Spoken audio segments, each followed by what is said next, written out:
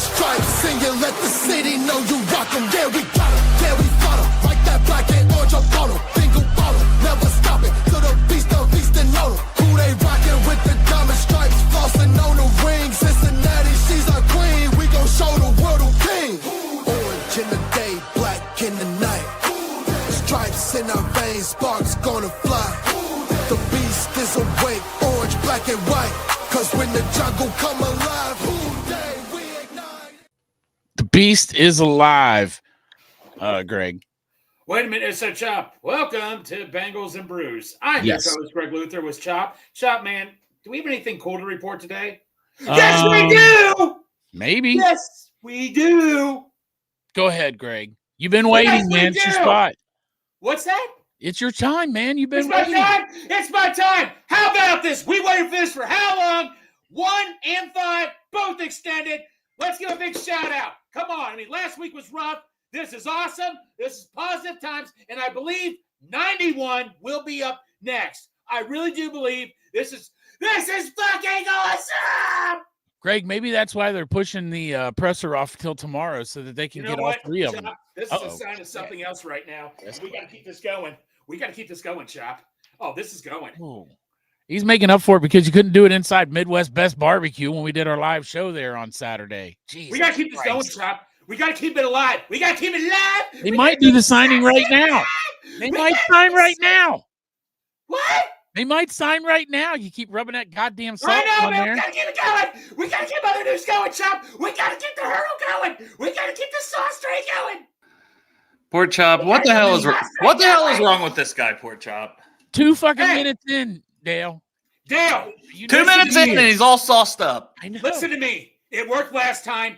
We got to do by any means necessary. I will go at the end of the bridge for this. We have to keep it going. Well, what part of your body do you have to rub it on for us to get a guard? Because I want to protect Joe Burrow. Paint. This right here. At your taint. War paint?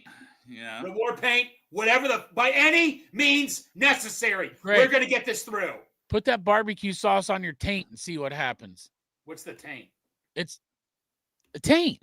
Oh, yeah. It's that area right between your balls and your asshole. It taint nuts and it taint I don't want to ass. get thrown off the show. I don't want to end us right now here. But we Nobody gotta has keep to this see. going. Get some. Put your hand down there. Rub a little bit on your taint. See what happens. We see your hand go down that way. We see your hand go down that way. We're just going to assume it's the taint. Go ahead. There you go. No, get down there. Oh, that's the balls. Reach down in there. Oh, the taint. There you go. So, Chop, we don't want to be negative because you got to celebrate your victories. And honestly, we thought Higgins could be gone, and we don't want your good players to leave. So we got to be happy that these guys are extended in here with Joe Burrow, and we're going to have explosive offense again. That's not always the problem. It's been guards and defense. Not to be the throw water on the fire here, right? Because we're happy. Yeah, I know. We're happy. You're We wet stay blanket, happy, Dale. I'm going to be happy. Be happy. Yes, be happy. But me and Chop will probably also talk about, I would really love to see a guard. Me and you, Dale, we're the wet Hey, Dale. fucking blankets. I know. Dale, Of our what do you friends. think I'm doing here? For a guard to come in for a visit, I'm going to do any means necessary. It's the magic sauce, man. It's going to happen. When I get in that shower and start showering, we're going to see an update. Someone can be coming in for a visit, right? I mean, we could. It happened before. Exactly. Now I'm going to go take a shower as a formality, Dale. Thank you for coming in so All you right. didn't leave Chop by himself. Thank you, Okay. Dale. I'll be right back, okay? We'll get in the shower, Greg. Wash off that barbecue sauce. I'll sing while I'm in the shower so you guys can hear me, too. I know he probably licks that barbecue sauce off those nips right before he gets in the shower. Oh, you damn I was right. listening.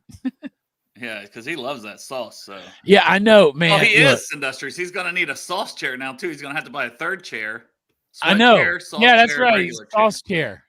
That's awesome. That's But yeah, fucking it sounds funny. like also a Trey Hendrickson, and you said all along to give Chop his flowers. Yeah. That he wasn't going anywhere. I So just had a feeling. there's still a trade request, but it sounds like they have been negotiating since last week. They're kind of back at the table, and it sounds like maybe there's some progress there, and I hope so.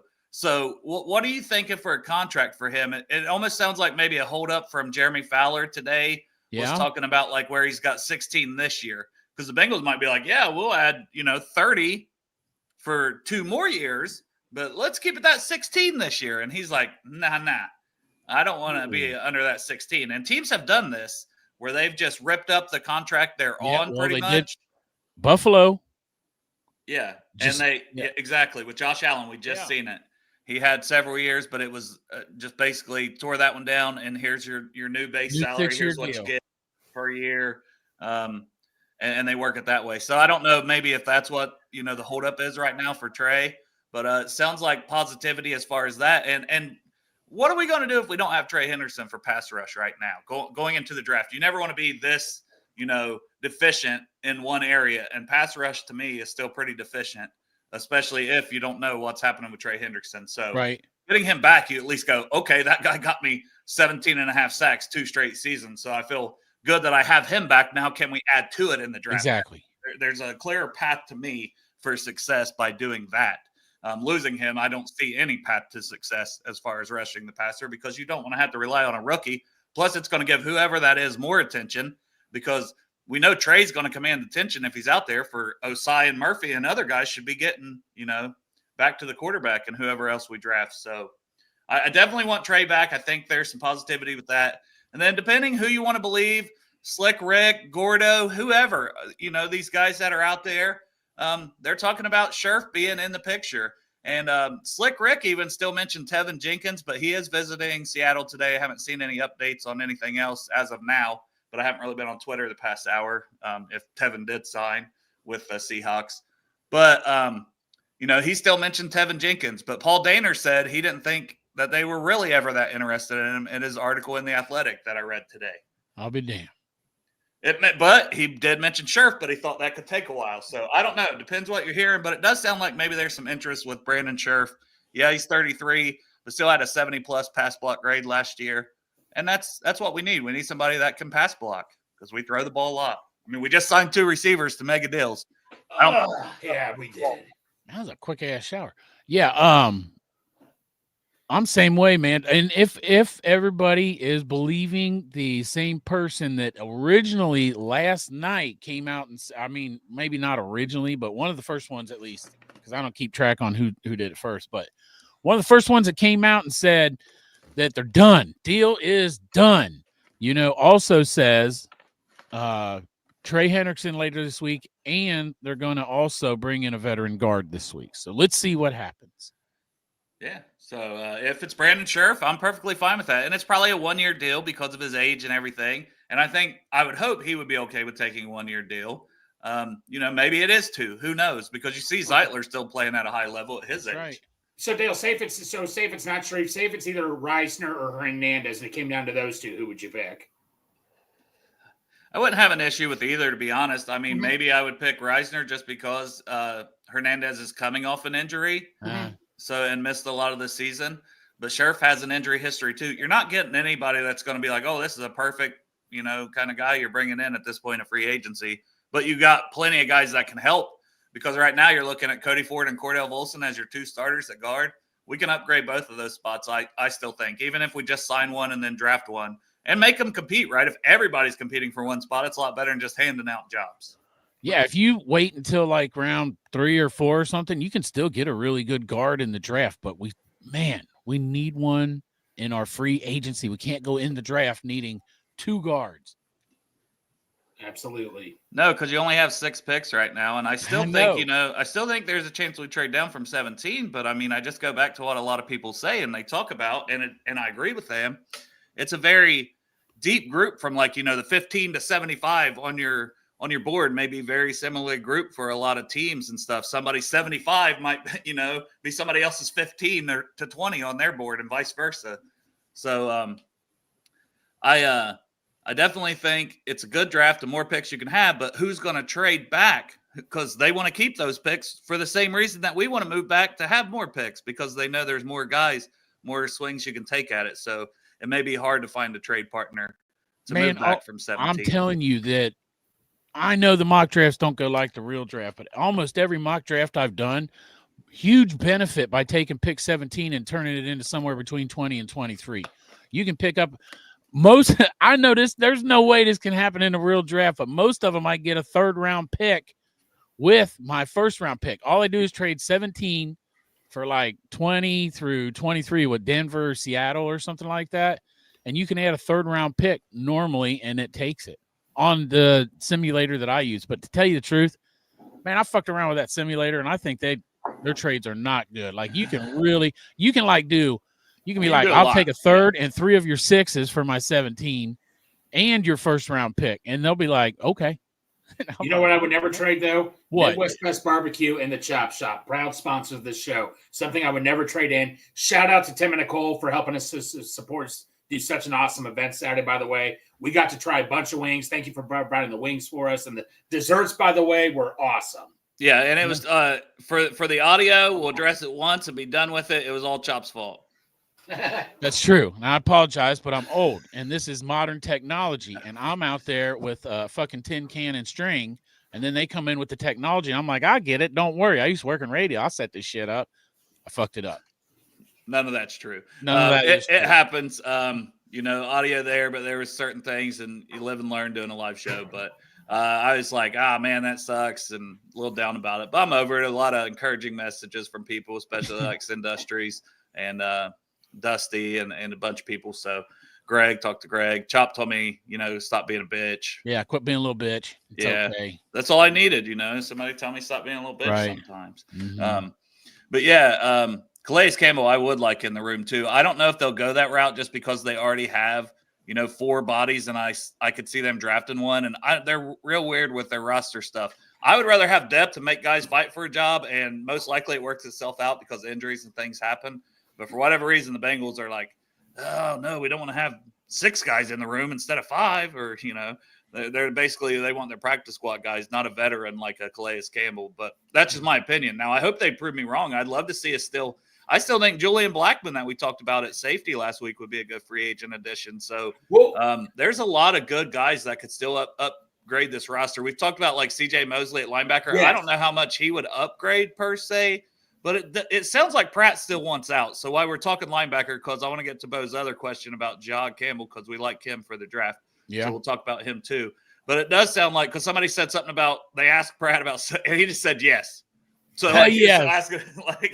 But it does sound like he still expects to be traded or cut. I think that first wave of free agency where so many linebackers signed back, and the Bengals were also so close with these deals for Higgins and Chase this whole time, that's been their focus. So they, I don't know now if they'll pivot to a linebacker or if they'll look at a Jahad Campbell. And maybe they hold on to Pratt all the way till the draft, because there's nothing that stops you from trading a guy on day 2 or 3 of the draft. I don't think you're getting like a day 2 pick for Pratt, obviously, but I'm just saying you could still have a deal worked out, at that point. After somebody missed out on a first-round guy and they're into second, third round, they're like, well, should I take a linebacker here? I'll call the Bengals. We'll get Jermaine Pratt instead, and we'll give them a 5th-round pick for tomorrow in the draft. I could see something like that still happen, especially if the Bengals took Campbell from Alabama, because we've talked about him quite a few times. He's a really good player. I think he's only going to get better. He can do everything that you want in a modern linebacker to do. Yeah, and Campbell, the problem is I've been hearing some buzz that he could get picked earlier than 17. Yeah. He's been rising up the charts. Am I right? Colts at 15, because we talk about maybe that's somebody that would want Pratt. Well, guess what? Lou might just say, no, I'll just take this Jahad Campbell because no shit. 15. Yeah. Bengals might want him at 17, but they're not going to get a chance to get him. He's going to say, screw you, Bengals, you fired me. Yeah. Dale, I want to go back to free agents quickly. Wait. Real quick while we're on linebacker, if you don't mind. You were talking about Jahad Campbell, but like last night I'm doing a mock draft, and I know linebacker's a big need. But by the time you get to the second round, your top linebacker normally is the kid from UCLA, right? Yeah, Carson Swessinger. So tell me about him, because I was wondering last night. I read your draft guide, and I'm like, is this a good? And I ended up taking him in the second round because of your draft guide. He's 45th on my board. So it's like you pick at 49. It's like right around that value I think he's worth of a pick, Now maybe you got somebody higher, but I don't know what the Bengals board will be. Some people might have him in the 20s on their board. I think he's a one-year guy, so that scares me that he didn't play a lot at UCLA prior to this year. But they decided to move that Femi Oladejo to edge. That was a linebacker once like Latu and some of those guys left. They moved him to edge, and Swessinger, that gave him more prime spot at linebacker for this season. And he just balled out. It was like 120 tackles, like 4 sacks, an interception or 2. Like, he just flies all over the field. And the way he diagnoses plays is special. You know what I mean? Like, he sees it, he attacks it, and he goes for it. And I thought he looked kind of small, like on tape. That was the one thing. I'm like, I love this tape. but how big is this guy? Right. You know, I was worried he was going to be like 225 or something like that. And at the Senior Bowl, which he or the Combine, he didn't work out, but he weighed in at 242. And I'm like, if that guy's 242 and he moves like that, Yeah. and flies all around the field, like great range, great instincts, everything that I like in a linebacker, I would be very happy with him at 49. And I put out a clip for anybody that wants to see it at Bengals Brews on Twitter yesterday. I put out a bunch of clips I'd already done, reposting them though, because people wasn't into the draft probably when I was putting these out 3 and 4 months ago. So I'm going to repost a lot of the ones I've already clipped up. Right. And if I get time, I'll clip up more. But there's a lot of players I've already clipped up, some stuff for. So give people an idea. Man, I appreciate that. He was one of them. He was one of them on there. And go watch it. I thought it was some damn fun tape. When I do those mocks, I always want to take like that D line right off the bat. So it's really hard for me when I get to that second round. Who I always take in the first round. And anytime I go past 3 techs and wait to the second round, I don't like the ones that are left. So I take Walter Nolan every time in the first round. That's my guy. Yeah, because if you're wanting to wait on a Derek Harmon, you're probably going to have to take him in that first, or trade down and take him in the 20s. Like, I don't think either of those guys are there. And then after that, you start talking, is Tyleik Williams there? Well, he's a run stopper, Alfred Collins, run stopper. Deion Walker, what about the back, if we're talking second round? Yeah. So there's a lot of guys with those questions. Even Omar Norman-Lott, who we liked, even though he didn't play a ton for Tennessee because they rotate their D-line so much. I heard something about medical with him, like when he got the medicals at the Combine, that there's something that could be a degenerative issue. I can't remember if it was a knee or what exactly it was, but I'm sure you could look up Omar Norman-Lott injury, and there's something there. So that's a guy, we were thinking second, maybe he gets to the third, but now he could fall to day 3. And at what point would you take him? I don't know, but it just seems like the guys I like for that second round, even at all, there's some issue or another, Yeah, so certainly not right. for the pass rushers. This, like they said, this is the starters draft. Like there's a bunch of starters and then there's a bunch of like outliers. And Greg, I apologize. Go ahead. No. Okay, I just want to go back to free agent defensive ends. Zadarius Smith has really crossed my mind recently. I think there's still a couple good options out there at defensive end. I mean, why not just take a flyer on Zadarius Smith? He still can play at a decent high level. Just put him in passing situations. Yeah, and you'd probably be talking about a 1 year with him. And Zadarius Smith is 32 and a half, so by the time the season's rolling around, he'll be closer to 33. But, you're talking 1 year deals, and if the money's right, then maybe it's not crazy. And if you just go by PFF, and once again, I'm not saying it's a be-all, end-all. It's a tool. It's a resource. I see people argue about it all the time. It sucks, or I go by this. Tape is more important, but for a lot of these free agents on other teams, if it's not the draft stuff, I'm not watching a ton of their tape because I'm watching draft tape. That's just how it is. So I use PFF just to give a data point for everybody when I talk about these guys. And he still had a 71.1 pass rush grade and a 65 run defense grade last year for Zadarius Smith with 4 sacks. And also for his career, Chop, guess how many sacks he has for his career? 69. Boom, you nailed it. Absolutely. I even put a cool emoji there by the way. Hell yeah, man. I was like, that's cool. 69 career sacks. Right, because it's like Pisces. Nothing. That's like Jamar and T will be making like $69 million. Yeah. They will, won't they? Yeah, it's all coming up. The only number I didn't like today was your LSU team may have made a deal with the devil when they won it all, Chop, because they were talking about the money that like Burrow and Chase and Jeff. Oh, I know. It was $666 million. I'm like, saw come on, that. you guys couldn't have just like said 665.9. Hey, that's what I was gonna say when you were saying that Schlesinger is it Schlesinger, the kid from UCLA? Yeah, Schlesinger. Okay. When you said that he only had one good year, you know what? Guess what? I know another guy only had one good year in college. Joe Burrow. Yeah. Joe at least Burrow played the year before with LSU and was getting better during that season, where this kid was like a 1 year starter. And it's not a death sentence. It's just something you got to note, right? Because like I wish I seen it for 2 years, even if I seen it for 2 years, But when the tape is that good that it's like, okay, I think those instincts are that good.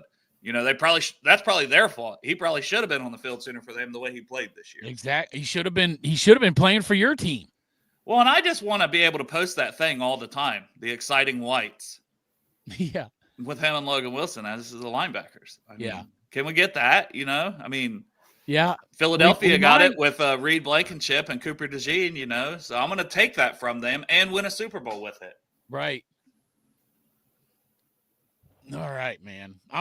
Hey, when we're talking, let me just say this too. Now that we've signed, so last night, soon as it was like, oh, that's done, deal's done, Yeah. blah blah blah. I'm like, Which Rapine talked about it Saturday, so Yeah. we want to give people their credit. Yes. But then when it came out that like it was done, Jordan Schultz, after he got done beating up in Rappaport at a Starbucks, he met up with T. Higgins and Jamar Chase because he even had a picture with them.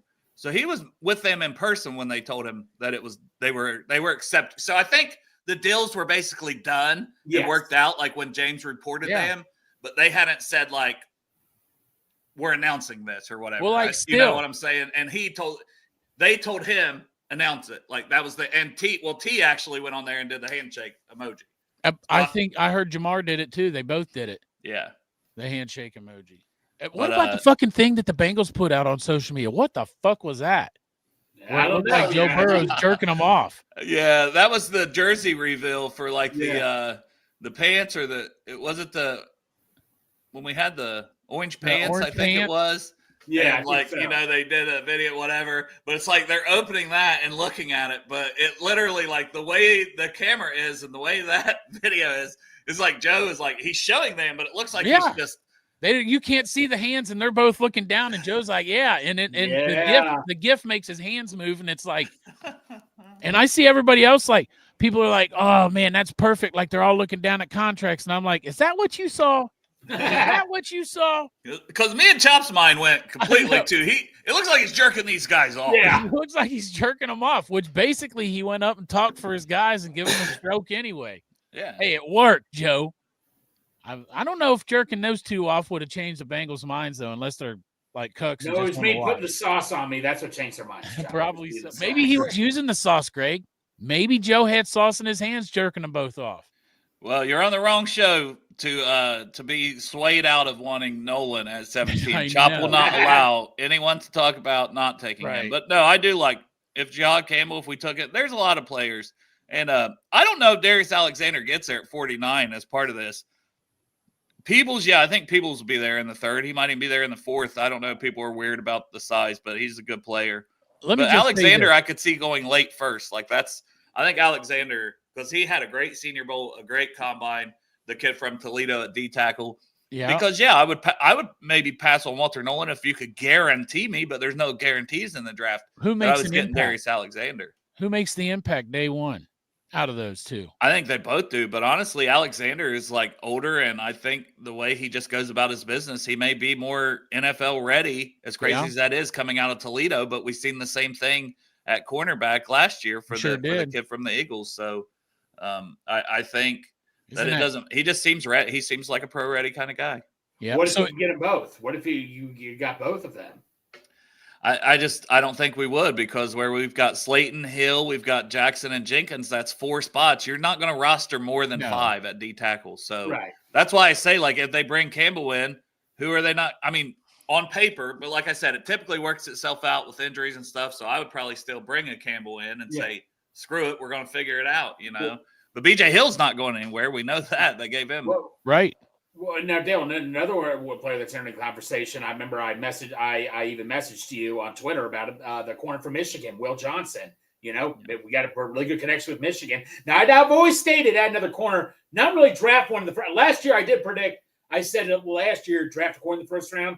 Not so much anymore, but would you be mad if we took Will Johnson at 17? I mean, I don't guess I'd be mad, because I think he's a top 10 talent in this draft. Now, I hope he's still supposed to do a private workout or something, so I don't even know if we'll ever get those numbers, because he hasn't tested yet. And that's like his speed is something that was a little bit of a question, but he's a good corner. But I know a lot of this fan base is just going to say, no more Michigan corners, no more Michigan defensive backs. I think he's probably the best of that whole group, especially as a corner. I mean, he's got potential to be a lockdown corner in the NFL. So you can never be mad if you can get one of those guys. I see a lot of mock drafts have him going to Pittsburgh. Yeah.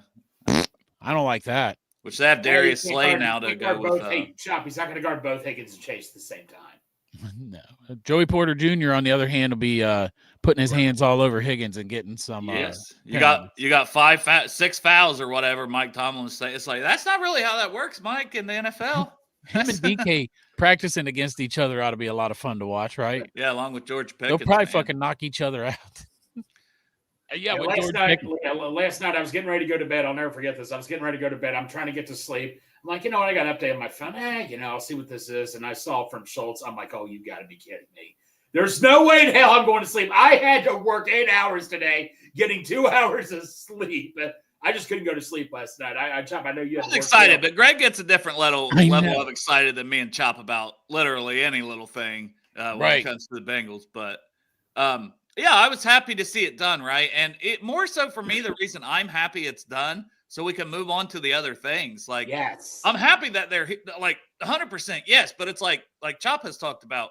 We expected this to get done, yeah, right? I did. Like when he switched agents to the same agent as Chase, yes. we're like, this should be getting done. They can work in conjunction here and get these two things done.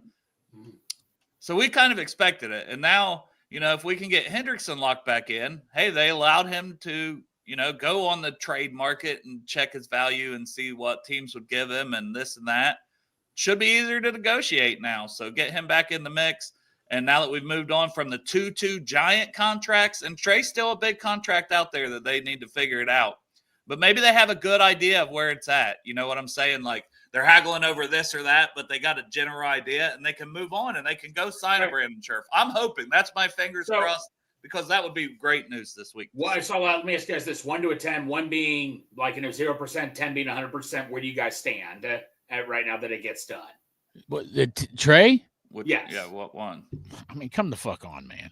Yeah, 100? Chop never had it out. 102? Yeah, what about you, Dale?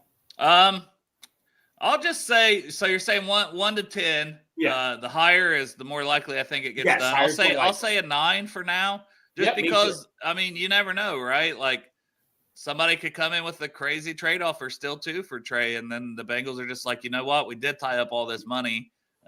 Maybe we should trade him. I think that would be dumb at this point, because there's nothing on the free agent market that's going to help you. And then you're going into the draft like with 2 guards right now and that need, right? And you need a 3-tech pass rusher. Like, I don't want to go in with 6 picks and need 4 impact players. And here's the thing: when you extend trade, people need to remember, like, say if it's 2 years, $60 million, technically it would be 3 years, 76, but you still have to add on to that year 16. Well, when you went to the shower, that's what I was talking about. It's from Jeremy Fowler. It sounded like he does, that could be a holdup. Like, Trey doesn't want to play.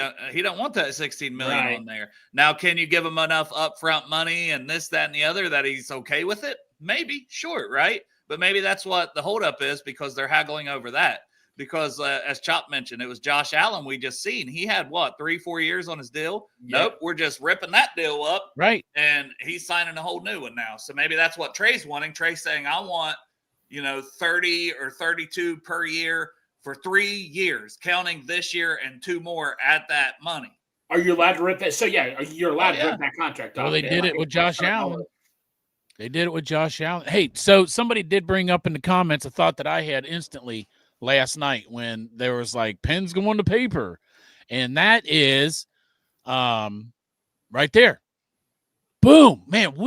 If we fucking, I'm not saying first round, I'm not that crazy, but if we nail a slot receiver that's got the skill set that has the same skills in that slot as Higgins and Jamar Chase, bro. Man, the Andre Yosevich slander right now. Greg is riding a high, and you guys are all talking about getting a slot receiver. And some of you are talking, Naughty's talking about getting a first-round guy, which puts Yoshi over there on the bench, Greg. But I do like the name Luther, though. The name Luther is intriguing. I just want Luther Burden the third. Hey, Luther, but no. Yoshi, come on. Let's extend Yoshi right now. Yoshi is still a great valuable. So how many years? We have 2 years left on his rookie contract? Yeah. Dude, you got him cheap for 2 more years. Yeah, you got him cheap for 2 years, and when you're paying the other 2, it makes sense to have him. And honestly, you hope your 4th receiver is another guy on a rookie contract, but he's got to get his head together, and that's Jermaine Burton, right? So we'll see what happens there. Show you how serious I am. It's like I'm at work, and you know that my show prep is elite, by the way. Everybody knows that. But I'm at work, and I started writing shit down. I'm looking at your draft guide, and I made some little notes on guards and slots, because I was like looking like I don't want to guard right off the get. So I was thinking about someone around the third round because the first 2 rounds I still wanted. So if you don't mind, I do got a couple names to run by. You I'll let me answer this first, real quick, go from ahead. Paul. Oren Burks. I think he's ADG's replacement. I don't think he's a Pratt replacement, but I think he's a damn good veteran that stepped up big time for the Eagles. He is getting ready. Like, he's probably just turning 30. I think it was like any time he's supposed to turn 30. So he's not a young guy. It's not like, oh, he's got this ton of upside that we just haven't seen.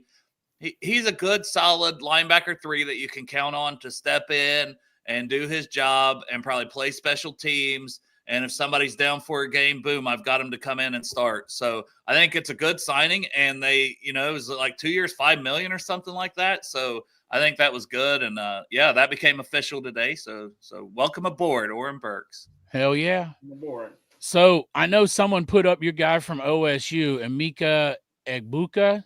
Is that the one for wide receiver? Yeah. For the slot, but I don't think he's not going to make it to the third round, right? No, that's a first round guy. Like, he's Okay. going first. If he makes it to the second, it'd be like very early second, but I don't think he makes it there.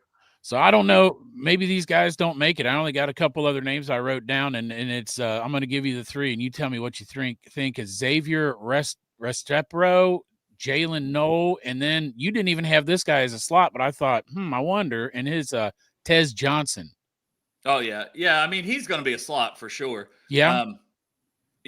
All 3 of those guys will be. So Restrepo, I really like, but I don't know where to put him because I'm really high on him, but at the same point in time, he's just one that I think he'll be very good. I don't think he'll ever be great. But if he was there in the third, I'd love him because, I think he would even be worthy of consideration at 49 for some teams, if they had picked 49. But for the Bengals and the guys we have on the roster, I don't think I'd want him. And the other, another one was Jalen Noel. Yeah. And he's made himself a lot of money because he had a great combine, a really good Senior Bowl, and he's terrific. And he was terrific last year for Iowa State. I love Jaden Higgins too, but now we don't need that. We got the real deal. We got the T Higgins for the outside receiver. But this was their slot receiver at Iowa State.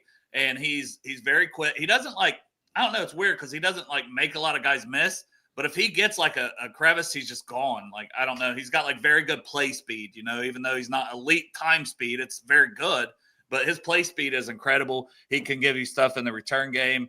I think he's going to be a stud. I think he's he has a good shot to go before 49 for Noel. Yeah. I think Restrepo could be the guy if you're talking third round. Yeah. Maybe Restrepo falls to the third, maybe, but Tez Johnson, I think, will definitely be there in the third, maybe the fourth. But what? He weighs 150 pounds. The dude's tiny, isn't he? But he is a great route runner, and he knows how to get open for his quarterback. But he's tiny. So if a guy is he was 154 pounds at the combine, literally 154 pounds. Jesus. Him's just a baby. I expect that guy to run a 4.2, right? Yeah. Well, he ran a 4.5. So. But he's explosive. He's going to be a returner. He's going to get open. I still think he can play in the NFL. I mean, but it always worries me at that size with injuries, right? I love Tank Dell. Remember, I was Tank Dell. But I said the injuries at that size scares the hell out of me, which is why I wouldn't want him till the third round. So it's with Johnson, I think it's almost fourth, fifth round before I'd feel comfortable bringing a guy like that in. But he does know how to get open, but it would be too scary for me. I can't see the Bengals being let's bring in this 150-pound guy. How's he do on punt returns, though? Yeah, he's a good returner. That's too. Yeah. All right. I mean, so if he was there in the fourth round, maybe. Yeah, especially if they're you know what, just Burton's still screwing up, and we know that, Yeah. My guess is they got an idea. There's. Right. I mean, if this guy's doing what some of us think he does, and he's a big party guy and this, that, and the other, people see him out and about. And I'm sure that gets back to the team. So, and also, while we're saying this about the slot receiver, remember that Jamar Chase lined up in the slot a lot of times last year. The Dan Pitcher's really and if you got an elite slot receiver like an Egbuka, that almost to me, some people saying take him. If you got him, then you're limiting how much Chase likes to do that, and Mike Gesicki, and how much What worked last year? Why would we? I think we're set there when it comes to offensive starter weapons. Yes. Now, you could always add a depth piece, and I think you could add another running back to P. Ryan and Brown. But to me, I'm talking like, late round, like day 3 guys, if I'm adding another weapon of any kind. Gatto Baby also does not like Tez in the 4th. Makes you want to vomit. We need guard help. I don't disagree, but my guard, when I say 4th, that's because my guard is the 3rd. I want the 3rd round. I want defense 2 rounds, and I know it's best player available, and that does weigh in. Well, some. it is and it isn't, right? Because if you've got glaring holes, it's always a little bit. Yeah. You got to fill in, those holes on your roster. No, if Ratledge is there in the 2nd round, I would pull the trigger on Ratledge. But there's also like really good guards going past 2nd round, I think. Like the kid from William and Mary. Charles Grant. I forgot. That's my other paper. Which he may stick at tackle because he's long. Now, he hasn't tested yet, but he was supposed to test like a freak. That's why I was disappointed he didn't test. Here's one I want to ask you about, because this is one we can maybe pick up on later rounds, and this is one that will also give half the population of Cincinnati Boner City. Luke Kendra. Dale, tell me about Luke Kendra from UC, because his grades look great. He's got enough athleticism. He's graded very highly. He's originally at Louisville, transferred to Cincinnati. I think the last at least 2 years, I know he was the starter at Cincinnati at right guard.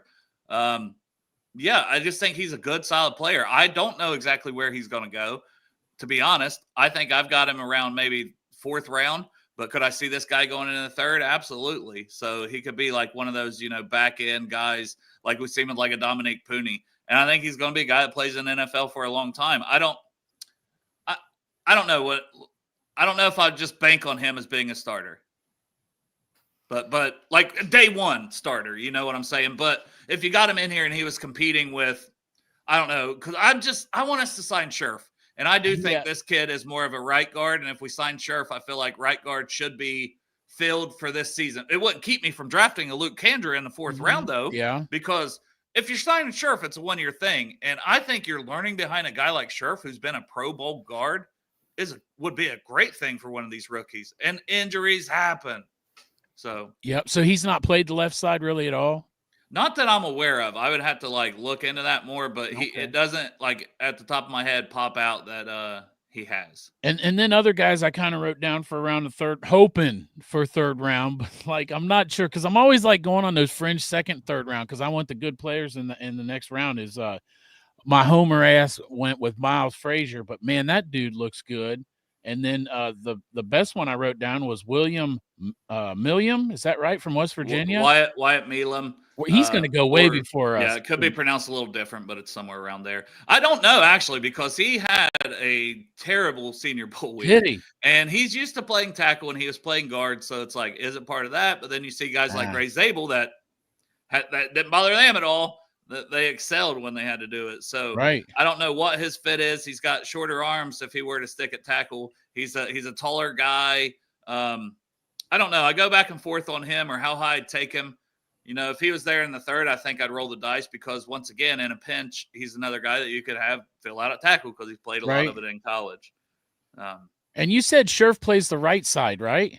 Yeah. And Milam's played left tackle. So as far as where he's going to slot in, if he's a guard, I don't know. I don't know if he's a left guard, a right guard. You know what I'm saying? But if you're talking, he's almost to me, he'd be one of those, especially since he hasn't really been a guard. I don't think I want to draft him and be plug and play per se.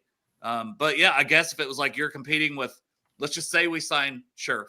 Yeah. You're competing with Volson. You're competing with Ford for this left guard spot because Scherf's going to start at right guard. If you got those 3 guys competing and he beats them out, great, right? Mm-hmm. So that being said, I know that we really like Ratledge because he's lined up next to Mims last year. I mean, well, now 2 years ago in Georgia. But it is Dylan Fairchild the guard on the left side? Because he's played left guard. He had to come in for an injury. It may even been when they shuffled some things around with Mims last year. So he's 6'5", 318. So good size. Wrestling background. So people always love that. For defensive players and offensive linemen, it's just good for leverage. It's good for a lot of things, hand usage. So having that wrestling background is nice for him. High football IQ, limited number of career penalties. So that's always a I like positive. that. And then he only allowed 1 sack over the last 2 seasons. So I like that. pass blocking wise, his grade is an 87 from PFF this past season. So you're talking, I mean, he was incredible as a pass blocker, run blocking 71, but guess what? We do more. We pass the ball. I know. Which one do you? So I've named 4: Wyatt Milliam, Miles Frazier, Dylan Fairchild, and Luke Kendra. Which one do you think would be most likely that we could pick up in the 3rd round? See, I feel a lot better about most of those guys, like Fairchild and Kendra. I would be like, man, if I could get them in the 4th, I'd feel a lot better. Milam, I was high on originally. Now I'm thinking 3rd for him. I still think he would probably go 3rd. But the guy you kind of brushed up, that you mentioned that you like is the one I would take the most in the 3rd of Miles Frazier. From LSU. Yeah. Like, I'm just a little gun shy when I name anybody from LSU, because that's my team. Yeah. So he did allow 13 pressures this year, and he had 3 penalties. Just that's some numbers. But his RAS score is 9.55. So incredible. And he's a big boy, 6'6", 317. I think he could play, like, he was taking some snaps and lining up at tackle during Senior Bowl and stuff for some reps. And I was like, damn, the power peanut, man. Man, I'd love to pick up Willie Lampkin, but not in the 3rd round. I think that's way. I mean, we could be wrong. He could come out and be the NFL guy that he was in the Senior Bowl and fucking prove us all wrong. But numbers are numbers, man, and normally they don't lie. So he's a badass for 5 foot even, but yeah. So I pulled up the Project Game Day draft guide. So like with Milam, he's 6'7", 313 was what the official numbers were, and 6 pressures allowed in 2024. So that's damn good. He was originally right tackle. He switched over to left. So he has played on both sides, just hasn't really been at guard. So for Milam, I don't know, man. I mean, would that Senior Bowl scare you from him, or would you put the tape a little bit? And also like a guard that's 6'7", 313. That's giving me like Volson vibes. I don't know, man. I almost, you know what I'm saying? Tall guards we have not had a good history with. I know, and I know Frazier's 6'6", so it's not like he's tiny. But I'm just saying, I don't know. It's just the Lampkin ain't 6'6" if he raises his hands. He can raise his hands and not be 6'6". Yeah, if you want to win a leverage battle, right, go that route. Yeah, that guy will headbutt you right in the dick. The power right off the line. Which I think, man, if he's got any shot to play on the O-line, it's going to have – I know he played some guard, but he was a center before that, especially with Coastal Carolina. So Lampkin would have to play some center. But I think teams are going to move him around and let him be an extra lineman, let him be maybe a fullback. We've seen D tackles be fullbacks, the guy with the Ravens and different people. Domata Petco here was played fullback on the goal line a lot. Dale, you said Coastal Carolina. We don't have a good track record with Coastal Carolina, do we? No, man. If we run off a mock draft, I've seen a couple mock draft Mondays since we're talking draft. Chop, you got any other player? But I mean, maybe we could pull one up, but we'll have to do a quick one. We won't do any trades this time, so we can just do 6 picks and get through it. Yeah. Plus, there's only 3 of us, so it shouldn't be too much. Trying to figure out the pick. We'll run through a quick one if Chop can get one pulled up. All right, let me see. Let's do this. If he don't pull up a separate tab and all of a sudden we just hear, like, damn it, Chop, your fucking porn immediately just pops up. That's not it. Dang it.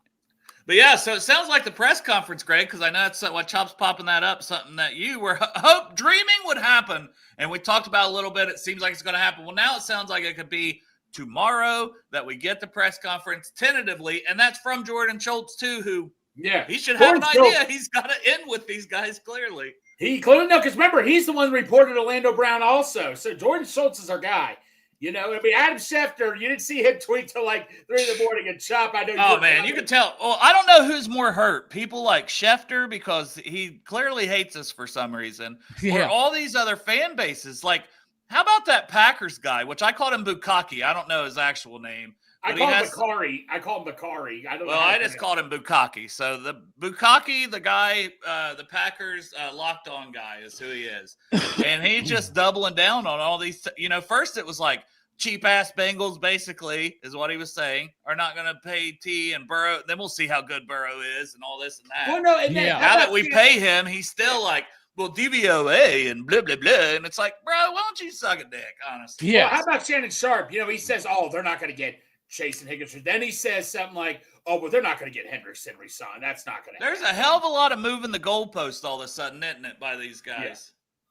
Well, then he's like, if they get all four of them signed, you're going to invest $100 million into $3 million, like $100 million out of $3 million cap space or whatever it is. I mean, dude, there's ways to go in the cap. Yeah. Okay. Cap is not real. Cap is not real. All right, here we go. Look at this, man. We are on the clock. Pick 17. Shamar Stewart, Michael Williams staring me right in the face. I know. Oh, no. You know the Bengals, man, are going to be drooling when they see those two at 17. They probably will like those two, and that scares the hell out of me. I really hope they're off the board. Hey, Dale, you were talking receivers. You know that Arizona wide receiver, McMillan? He ran 140-yard dash. He ran a 4.54, 4.55, and a 4.57. That's not too good. No, Tyler well, he's like 6'5", 220. See, someone reported earlier they had him at 4.4 something, and I said, holy shit, that's a really good time. But 4.5 is about what you expect because that's what, like, your Mike Evans, your Michael Thomas. Okay. As long as he didn't come in over 4.5, then you'd get worried because he's a big-bodied contested catch guy. That doesn't super concern me with him. Okay, to be honest. Man, we got a lot of picks up here. Walter Nolan, Kenneth Grant, he's gone. I think TJ Slayton takes Kenneth Grant out of the mix. Yeah, and that's where I was. And you guys know I was all about getting Grant in here because I do like his upside. But I just think with Slayton, I think, I feel better about that spot, the nose tackle spot, than I do the pass rush behind B.J. Hill. Just please tell me we're not. Oh, my God. Look, the edge has got hit with our guys. Mike Green and Pierce are both gone. Sorry, Greg. No, go ahead. No. Now, Michael Williams, that's the one you don't want right there. Yeah, I've got him at like in the 40s on my board. So like people are talking about him as a top 10, top 15 pick. Here at 17, for me, I can't pull that trigger. I just haven't seen enough. I know he's got potential. I'm not saying that, and I know he battled through an injury this year. But I would take if you were like gun to my head, you got to take one of these. I would take Stewart by a mile over Williams. What is Stewart now, Dale? You talked about Stewart. Go back on Stewart because I think you don't have any. Is Stewart? No, it's just his production, Greg. It's it. Like he's got he's the guy, the perfect Raz guy, but he's never had more than 1.5 sacks in a season. Now I get it. Their scheme, this, that, and the other. But he doesn't finish all the time. He's there at times. No. Yeah, I just think we still got to develop those guys and get them playing time. I don't want to be developing yet another guy at the same time. So, I like Azarike better than both of them, but I wouldn't take him at 17. Right. Go back to all. No, I'm not going tight end. There's no way that's happening. No. Tyler Warren's on there, and I just not with the needs we haven't filled. Right, we allowed ourselves to go down that path a little bit, thinking that we would hammer this free agency, but we haven't the way we wanted, at least to this point. Tyler Booker's on there. If they go guard, I did see that. Yeah, that would be a guard pick. Now, at this point in time, maybe we do that, and he's played left guard. So, boom, there's your left guard. There's Campbell right there. I would take Campbell right now if this was my selection. Well, you know what? We take Walter Nolan every time, Greg, so I'm with you. Let's go ahead and let's fire take Jihad Campbell at linebacker because we talked about him earlier, and let's see what our options are if we go this route. Let me tell you something. That's all mock draft is. You're going through scenarios. So we do the Nolan scenario all the time. Let me say this, though. Is Walter Nolan my guy at 17? Hell yeah. I'm pissed off on a scale of 0 to 10. How pissed off am I if we get Jihad Campbell? Fucking 0. Yes. Not a bit. Just because I think he's a plug and play starter that can rush the passer, cover, give you range, sideline to sideline, give us an injection of speed and athleticism at that position to pair with Logan. I think it'd be a home run. Right. Yep. So all right, here we go. And Xavier Watts, Tyleik Williams is still there. Yeah, and I don't want Tyleik Williams because he's more of a run stopper. I don't think he's got enough juice for the pass rush. Watts is there from Notre Dame for safety that maybe we'd like, and you got an upgrade probably over Geno Stone. But I go even farther up, Chop, because there's a guy that stood out to me right away, and that's Nick Scorton or Scourton. I think I pronounce it differently than everybody else, and I pronounce it Scorton. And that's I would say Scorton too, but I think it's wrong. Yeah. But that's how I'm going to pronounce it. It looks like Portsmouth, Ohio, and I can do what the hell I want.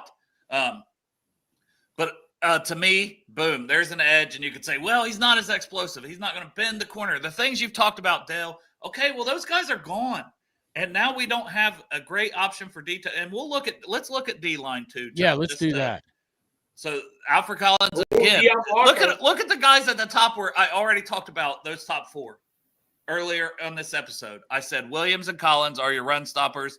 Walker's back concerns me, and Norman Lott might have a degenerative knee issue or something like that. So I'm sorry. It's like if you don't take Nolan, I know you should wait till the 3rd round now to look at these guys. So I think edge though, and Scorton. Oh man, if he fell to 49. I would be so excited. I like Princely too would be in the conversation. JTT doesn't have a ton of juice from Ohio State, but I think he's worthy of a pick 49.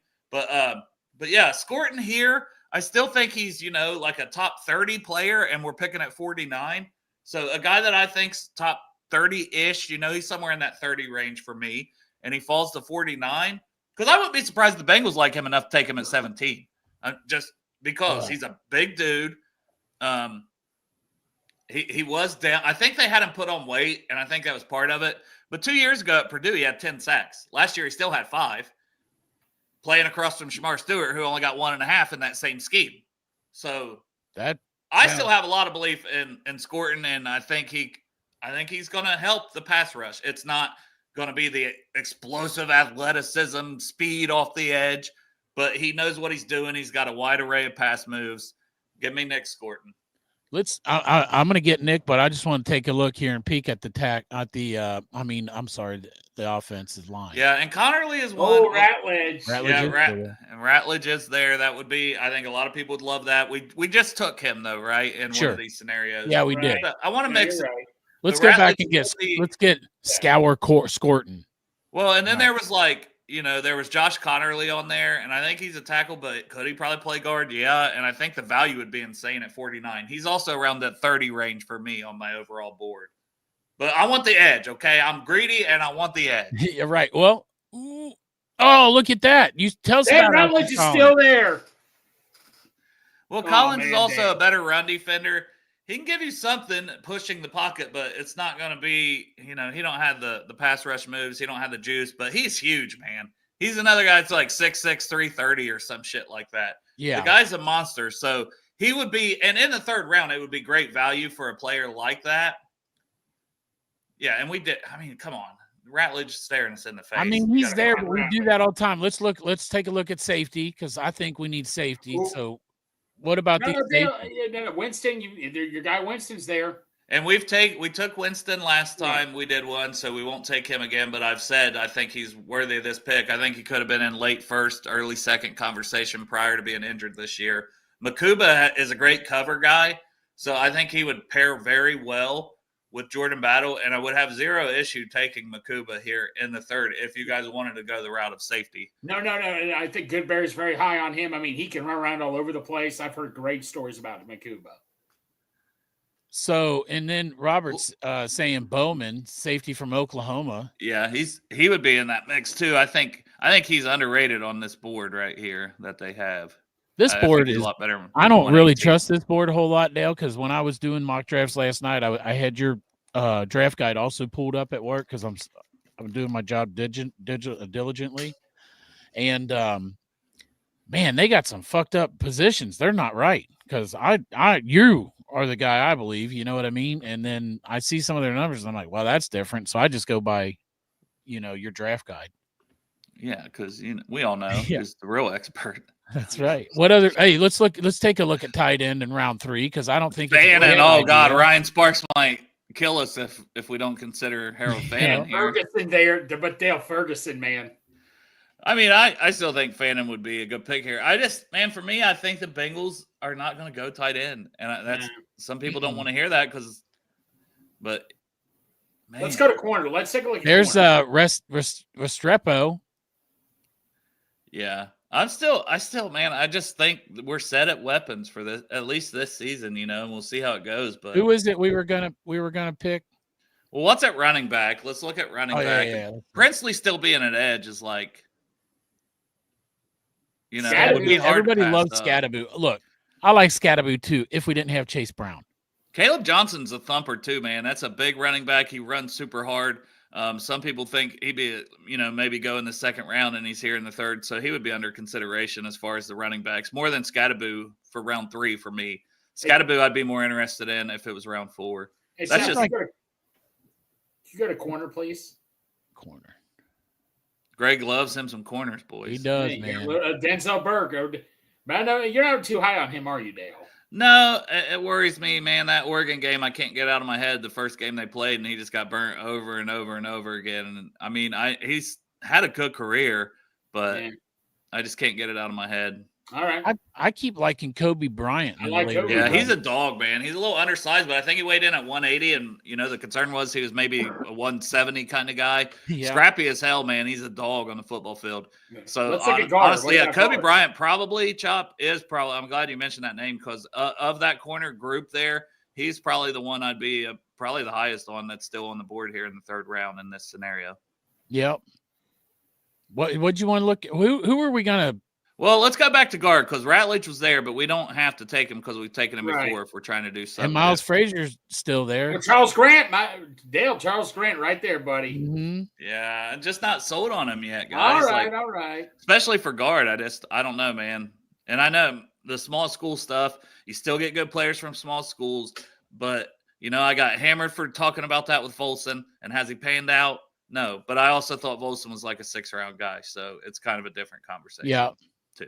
But what's Jared Wilson? Is he a center? I mean, yeah, he's a center. I mean, right. Could he maybe play guard? I don't know. Another guy, 1-year starter. He was behind Cedric Van Pran there for a long time.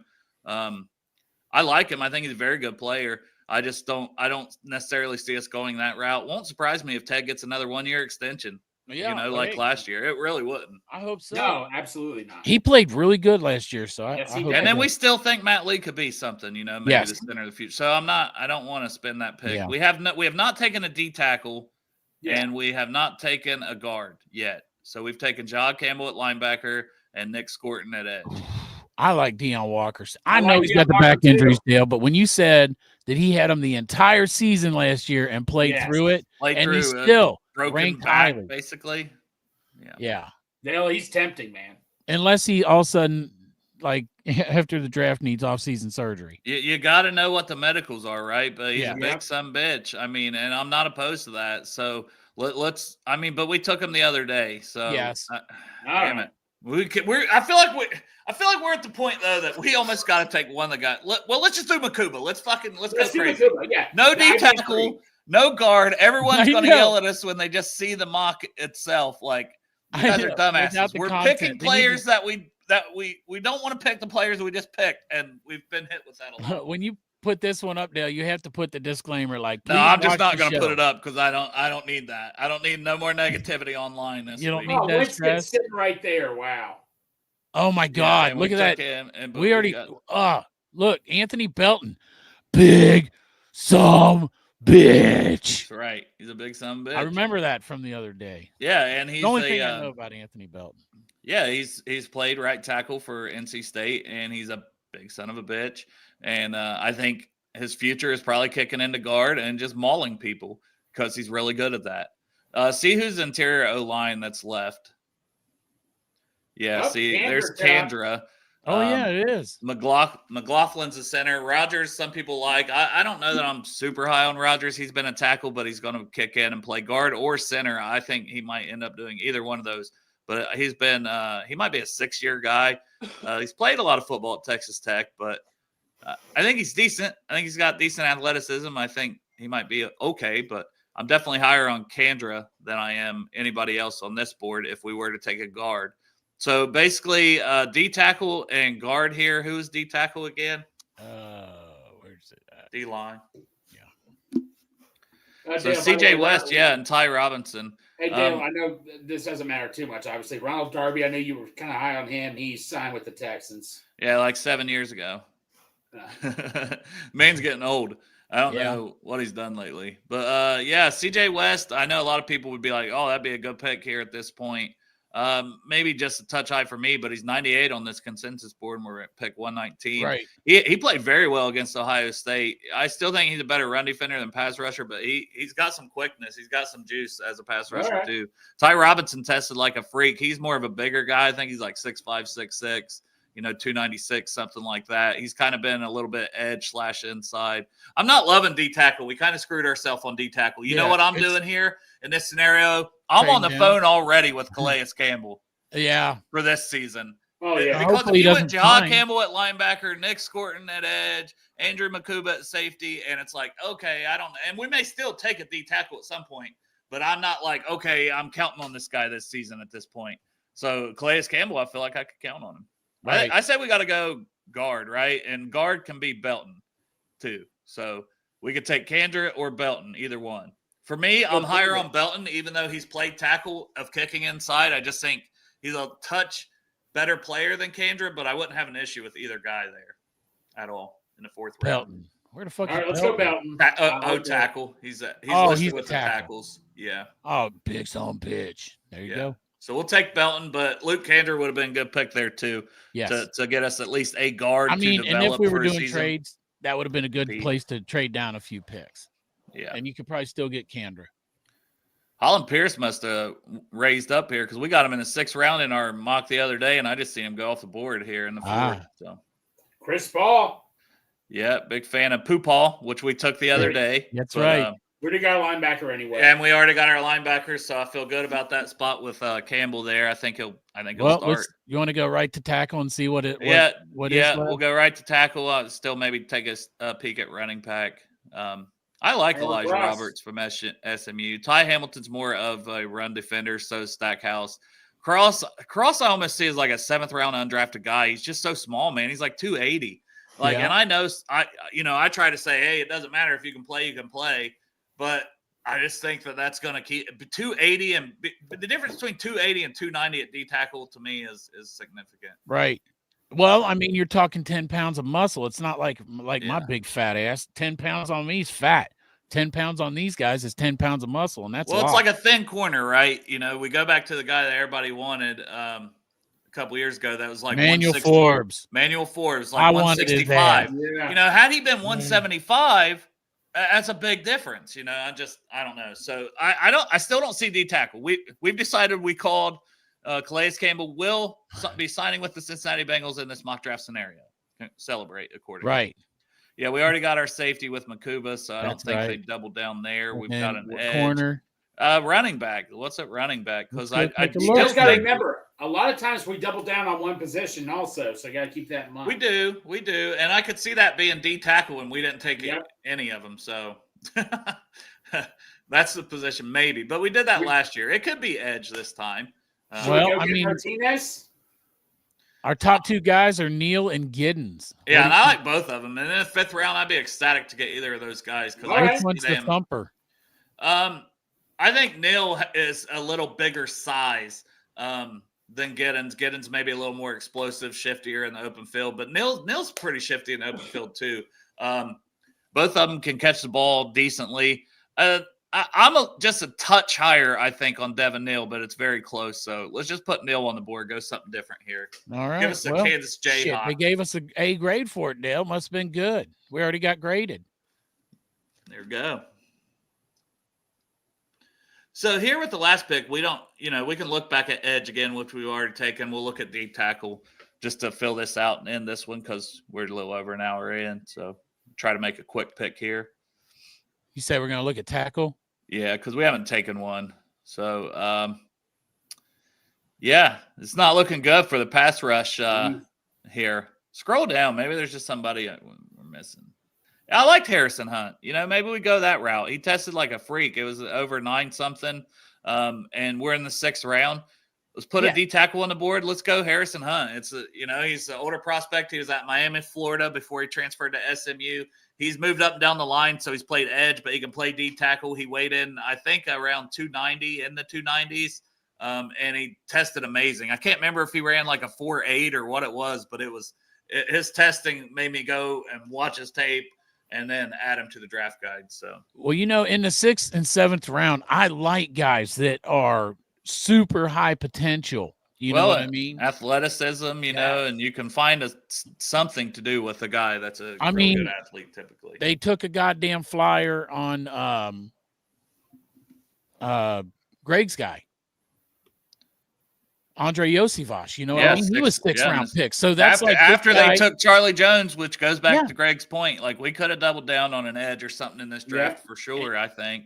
Or linebacker, really. So if this was obviously we're more excited for the other one. If this was our draft deal, I mean, you know, probably not than we expect to. I wouldn't complain about it. It's still here, Crep. The phone. It's still here. Yeah, right. I was going to say, like, why'd we take Andre Yosivas? The guy is a heptathlon champion. He is an athletic freak, and it's the 6th round. So, and that's worked out pretty good so far. He's been a lot better than Charlie Jones as a wide receiver for us, so for sure. But Jihad Campbell would excite me at linebacker because I think he starts. Getting Scorton at 49, I feel like would be excellent value that you just wouldn't want to pass up. And then honestly, with Makuba, he's a safety that I think can cover his ass off. He's a very good player. Well worth the 3rd round. If you got Makuba in the first, I feel better because I was listening to a podcast this morning and they were talking about it with Locked On guys, Locked On NFL draft guys. And they were talking about who would you rather get, Makuba in the 3rd or Starks in the 1st. And they were split on it. So for me, I agree. Makuba in the 3rd, I think, is better value. I agree with one of those two guys that it's Makuba. I would take Makuba in the 3rd over Starks in the 1st, especially if I could get a Jihad Campbell like we did in the 1st. So, and then Belton, he's competing at guard to start this year, and he's a big son of a bitch. And then Devin Neal is a rotational running back in there with P. Ryan. He'll see how many carries he can earn this year with Chase Brown and P. Ryan, and then probably take over P. Ryan's role completely at some point, you hope. And Jared Harrison Hunt, very athletic. We didn't have a D tackle, so we've taken a swing on this guy late. But we already made the call to Calais Campbell, and he's signing here in this scenario. Thank God. The ageless wonder. Yeah, all right, as Ryan says, Harrison Hunt has a top 10 pass rush win rate of the D tackles in this class. So what do you give this on a scale 1 to 10? If you're grading it, Dale, because you're a school teacher. I'm grading myself on this? Yeah. I mean, let's just take yourself out of it, and you looked at this draft. Someone else did this draft. I wouldn't grade it. I'll be honest. I probably wouldn't grade it very high because I think we need a pass rushing D tackle really badly. And also, even as much as I like Scorton and think he'd be great value at 49, I would like a more explosive edge. So I would probably be like, meh, it's a C. It's a C. All right. Yeah. I mean, I love a letter grade on it. But after that, I'm just kind of like, well, I don't really know the players like that, but Jihad Campbell would be a badass on the field. And that's the thing. If Campbell hits right away, because Scorton's got at least a high floor, he's going to give you something. And I think Makuba's a very good. And that's where you get your best is the top 3 rounds, right? You want to hit in the top 3. And historically, that's where you're going to hit historically, you know? Right. Honestly, in the first round where you're going to hit historically, it's hard to hit even after the first round for NFL teams. So, but Campbell, if he turns out to be who I think he could be, you feel great about the draft just for him because, boom, you got him and Logan Wilson. And linebacker's been a problem. So if this guy can finish tackles and he can provide some athleticism, he can cover a little bit, he can rush the passer, you've got an upgrade there. It's going to make everything else work a little better. So, yeah, if you hit on that, you know, maybe in hindsight in a few years, I could regrade my own draft here and give it a B if you hit on Campbell. But for now, on paper, I give my own draft a C. Yeah. There you go. I mean, yeah, we'll see how it works out. But, like, it's not my favorite draft, but I ain't mad at Jihad Campbell. Yeah. No, never. No, not at all. No, I'll pop this off. But, yeah, and, you know, the people wanted a mock draft. We gave them a mock draft. We got a press conference tentatively set for tomorrow, it sounds like, with Jamar Chase and T. Higgins. We don't. They didn't invite us. But no, we they didn't have. get The invited. Bengals have a press conference scheduled with T. Higgins and Jamar Chase. And hopefully they can get a deal with Trey Hendrickson, and maybe we can get a guard like Brandon Scherf in here, a veteran, even on a 1-year deal to protect Joey B this season. He's still been a good pass blocker.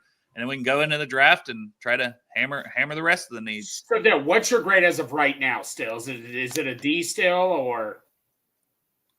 For what? Free Free agency? agency so far. I mean, what are we doing free agency? We didn't get any free agents. It's TJ Slayton. You've kind of kept the same. The extensions are good, but it's like you almost expected them. I just think it's a C, right? Ryan's back. Okay, cool. Keeping Osai, even though he was here, he was on the free agent market. So I'm counting that too. BJ Hill, you got to count that. BJ Hill or Levi on Wuzarike, I thought they might have went with. You still got a pass rush. If they would have lost that, they'd be even worse with their pass rush, right? So you did add Slayton, BJ Hill, Joseph Osai. T. Higgins could have been a free agent, basically. Yeah. So if you toss the T. Higgins would have been the number one free agent on the market on all the lists before we placed the tag on him. You're right. So thinking of that, it makes me rethink my grade I was about to give, because I was going to say a C, because I still think we need guards. I still think we need pass rush, and that was the biggest needs. But if I can say T. Higgins was the number one free agent on most lists, we got the number one free agent in all of NFL.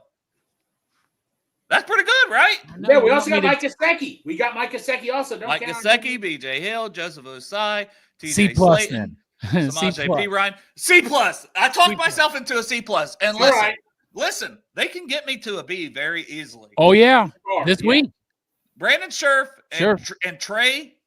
Trey's not a free agent. I know, but it would count for me. It would count for the I have his jersey, jersey, and I have a blackout Trey shirt from the Chop Shop, 513.myshopify.com. I also have a blackout Trey shirt. I didn't really want to give it to the Salvation Army, so let's sign him. So they could get me to a B, because you could have lost Osai. You could have lost Hill. A lot of years we would lose players like that and not have them back. And I think Osai could take a step. I'm very high on his potential still. I'm bullish on it. I just did. I loved him coming out. Well, new D coordinator, new D line coach. Oh, hey, a little off topic, but everybody, happy St. Taddie's Day Anniversary. Remember last year, Tyler Kelly got his tramp stamp. But I did see that Cincy Hat put something on there like fishing around, like, should we do it, run it back next year? Yeah. Hell yeah. I said, if we win a Super Bowl, I'll get my first tattoo. Even. Oh, shit. Gotta win a Super Bowl, though. Damn, that's it, Bengals. You want me to get a tattoo? Tramp stamp? I just need a Super Bowl. Let's not push it. I'm not Tyler Kelly that'll agree to anything Tyler in Kelly, like 3 seconds. When that news came through, he was texting me, and I'm like, dude, don't be mad. He's like, I'm not mad. I'm like, you are. No, I'm not. He was like, y'all fucked up. You can't sign them 2 wide receivers. Where's the defense? Hey, tell them guys, congratulations on no fucking rings ever. You guys are never going to win paying them that much without a defense. And I'm like, Kelly, don't worry about us. So, Greg, what about that bear spot? Crip was asking about that bear spot under your flag. I think Crip needs to get some glasses. Oh, yeah, I see it now. Talking about. Oh, my God, it's like a sore thumb. I have now no that idea he said it. Now that he said it. Oh, I see it. Scooch over a little, Greg, so I can't. It's bothering me now. I have no idea what Crip's talking about. Yeah, he's covered it up now. There'll be something there soon, I imagine. That's right. Me and Tina were comparing tattoos at Midwest Best Barbecue. Tina. Hey, by the way, Tina's so awesome meeting you as always. I mean, right in front of her wife too. Well, how did you meet her? If it is always, you've met her before. No, it's so nice seeing you. It was nice to see you. Dale. My dad was a teacher. Why do you have to be a teacher to me also? I'm just saying. You can't. It was nice to meet you again. Nice to meet you again, Tina. Sometimes, because I could be really drunk at a tailgate, meet somebody, right, and I may have to meet them again. That's right. Also, I wish Dalton Stone would have said, like, "Hey guys," like, apparently he was the people in the corner that I wasn't sure who they were. I'm sorry, Dalton. I felt bad. Dalton. Oh shit! I didn't know. Like, Greg's usually the guy who will go and find out who everybody is and then come and tell me, like, hey, that's so-and-so. And so I feel bad at times because I feel so bad. They know who I am. I'm like, who are you again? Hey, look. I feel like a complete jerk sometimes. The audio's on me. The PR, Greg fucked that up. Yeah. And me, I got there like 5 minutes before the show started. So, that was great planning on my part. Right. Yeah. But what we a ate shit barbecue. Show. Hey, if you were there, it was a great show. If you listened, it was a great show. If you're deaf, if you're not deaf, it probably wasn't very good. But if you were in person, I felt like it was better. And then we did some giveaways after, and had a good time with everybody. And the food was amazing as always, man. But I cannot say it enough. The boneless Grippo wings. My expectations were high, and somehow they exceeded them. Like, it was like, what? And now I just keep thinking about them. But it's 2 hours away from me. Yeah, it's only like $150 for a DoorDash, Dale. It's brutal, man. It's brutal. Yeah, and hey, we do The feel ribs like were good we know, too. First we time do- trying the ribs. Yes. Yes, they're they good. were. And shrimp and grits. And no, I had the and shrimp and grits. there you First told me time one I've of your ever kids- had shrimp and grits. And And you it told me was one of your kids delicious. who's a very picky eater said these did your kid not say those were the best wings that she ever had. Huh? Yeah, my daughter Aurora, she texted me while we were doing the show, and obviously I seen it after, but she's like, "These are the best fucking wings ever." Hell yeah, they are. I'm telling you, they got That's the cheat code. that's no lie. the quote, you know. Look, man. If they ever dropped our sponsorship, I'd still eat the fuck out of them wings. I ain't gonna Absolutely. lie, Yeah. man. They're good people, you know. Yes, Tim and they Nicole are. are good Nicole. people. They're great. Tim and Nicole, thank you so much. And they came up just for our thing because as soon as it was over, they're like, we got to go home and get a nap because they were coming back to smoke meats all night. Yep. Let's Shout be out. honest. Let's be honest, guys. If there was something that I was like, whatever, and they were our sponsor, I still couldn't sit on here and just blow them all the time. We may have had a sponsor before, and I come on here and drink a different beer than that sponsor. And it's no offense. Like, their beer's fine. Yeah. But when I say Midwest best, like the best wings I've had, I'm not Yes. bullshit. Like, I'm not, No. I wouldn't be Yeah. lying to say it. Like, I they know. literally are, the Grippo wings are just unripped. I would fight a motherfucker over my local place. It's literally right behind my house. And the Now, last Dale, time did you Derek eat that whole brownie sundae? I didn't actually even try it, to be fair. I gave Oh. it to Derek, and I think it got passed to his family, and then it was gone. Okay, well the two kids. Oh, okay. But Chop was saying he swears by his place before Greg got so excited about Yeah, I the swear by brownie my wing fudge place here in sundae. Delhi, right? And people know that is. I don't want to dog them out because I No, still, no, I still Chop. feel I like I wore love them. Chop down. Chop first said it was like his wife. Then and like Midwest Best was like a side girlfriend, but then he's Yeah, like, I got a divorce, Greg. yeah. Well, they Yeah, better I went be with the having side some of the chick. Grippos.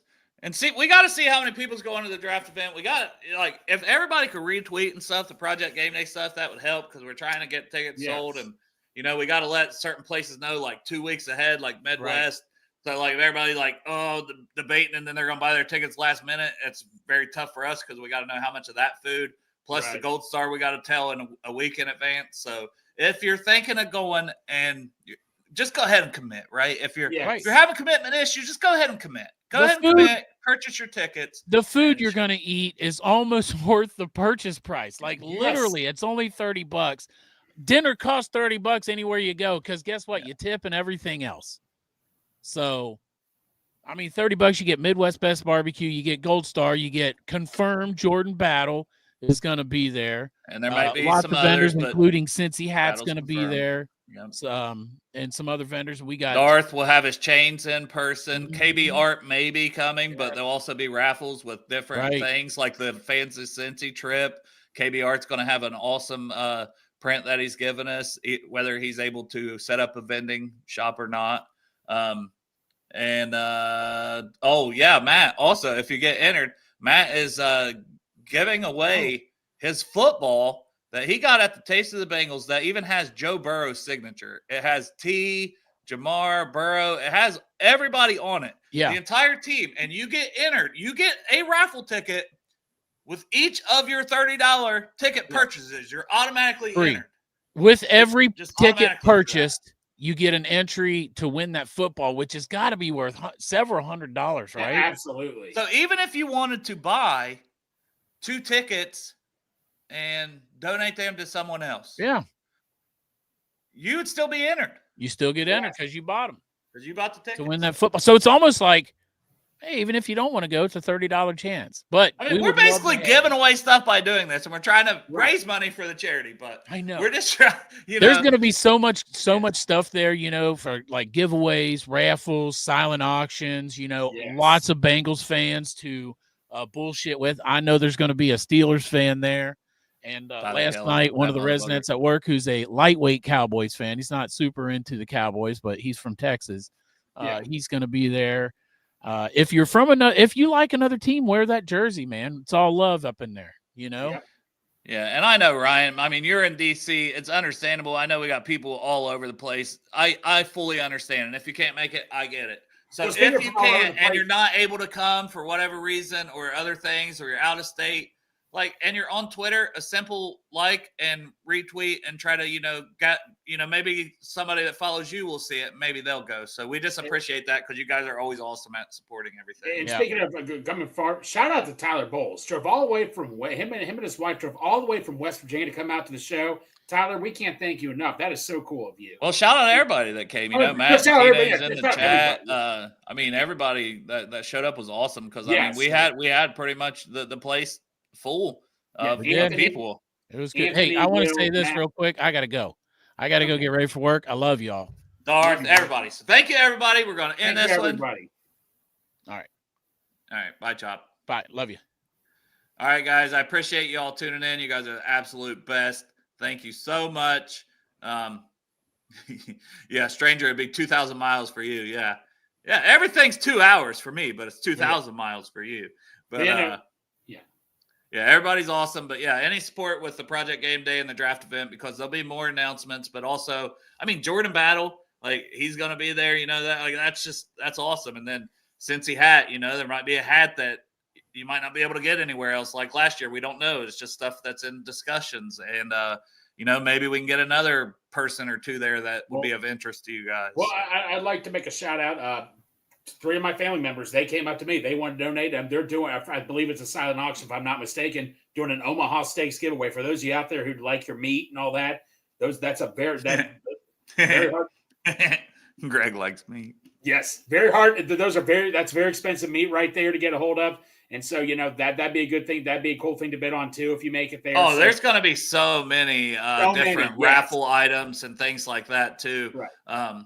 But that's nothing mandatory that you have to do. That's at your own discretion. No. But the $30 ticket, you're going to be entered automatically in the raffle for the ball from Matt, which is crazy that he's doing that.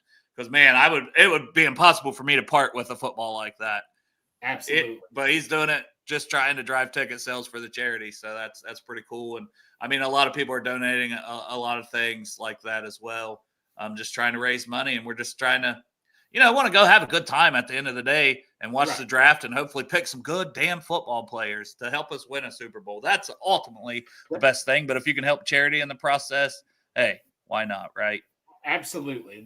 We're just so grateful. This is just so cool. We just can't believe it's been what, Dale? Now, we're on our second year, and it's already, oh my gosh, man, this is just so incredible. Yeah, it was awesome, man. The people that, actually could come down there and you could help, and you hear these stories, which at times are very heartbreaking or very sad for some of the things people have gone through or going through, and you can give them that escape of going to a football game and having this special experience. Yeah. Man, it's a cool thing to be a part of. So I'm honored to be a part of it. And I appreciate all the support you guys give because we can't do most of this without you guys always supporting and draft guide, support the draft guide, to help raise money. You've supported the events. You guys have supported everything. And we appreciate it so much, man. Absolutely. We can't thank you all enough. All right, man. Hooday. Love y'all.